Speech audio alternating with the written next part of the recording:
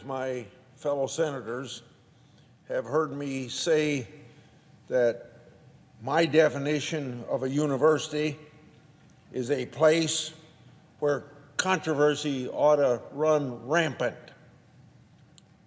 So, the point of going to college is not for all students to come out thinking exactly the same way. College is for ideas to be challenged. To weed out ideas we disagree with, we need open debate, not to shut down the conversation. Students of all stripes should be able to say what's on their mind. Constitutional free speech should not be partisan. You can have partisan discussions, but the merely speaking of it, right or wrong, you agree or disagree, should not be a partisan issue, even be a controversial issue. Everyone is hurt if ideas are not frankly discussed by the next generation. Thankfully, Iowa has recognized this reality. So this spring, Governor Reynolds signed a bill into law that helps codify free expression in Iowa's public colleges. Now, it sometimes feels like Washington, D.C. can forget common sense on this issue as well as a lot of other issues. But in Des Moines, the bill passed both chambers of the Iowa legislature with just one single no vote out of 150 senators and representatives. But here we are nationally. We seem to be heading in the wrong direction in regard to free speech on campus and discussion of some controversial issues. As recent as 2016, majorities of students were confident that the First Amendment was secured. But now it looks like there has been a chilling effect on too many campuses. According to a more recent poll, 80% of the students now say that they self-censor. In other words, 80% of the students are afraid to voice and give their support or opposition on certain issues. Hostility to freedom of expression is being heard loud and clear by our students. But somehow it doesn't seem like the donors seem to be listening to what's happening on these college campuses. I've tried to highlight this overlooked group of donors in the free speech debate. Students and faculty are limited by the threat of getting canceled on campus. But donors have a much more sway if they want to take advantage of it. Now, it seems, unfortunately, these alumni don't seem to consider free speech when they make a decision to donate,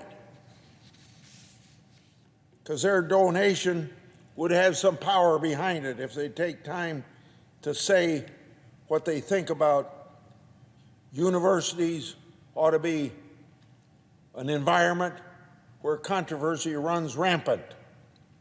We have a poll of donors to one college found that the vast majority thought that freedom of expression should be a priority on campus, but only 20% said it was clear their alma mater protects speech in practice. Now, this is among donors, those who have already given despite their concerns. That's despite donations representing up to 19% of college budgets. There are more examples that I can count of donors withholding contributions and making real concrete change. Donors have stopped speakers from being deplatformed and overrode the veto of the crowd.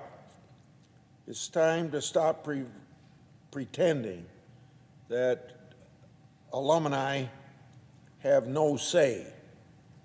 Earlier this year, I joined the College Free Speech Caucus here in the Congress. That caucus tries to preserve this trend. I'm also a co-sponsor of the Campus Free Speech Resolution, which urges greater First Amendment protection in America's universities. But this is not a problem that can be solved by any bill in the Senate. Thankfully, that tide is starting to turn. One of the first colleges to make a move was the University of Chicago. In 2015, the university president sent a statement on free expression to the incoming freshmen. He showed in that letter how both sides of the aisle are hurt when campuses clamp down on open debate. He called out what are considered trigger warnings and safe spaces while praising academic freedom. Now, other colleges in our country are slowly starting to follow suit.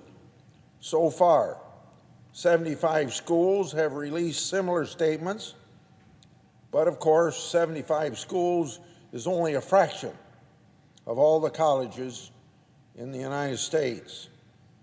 To continue this progress, we need individual Americans to make their voices heard. Ultimately, being a democracy means that we're able to listen to each other and do it civilly. We ought to be able to respectfully talk about where we disagree, not sweep those disagreements under the rug, and in the process, silence those who do have the guts to speak out. I yield the floor.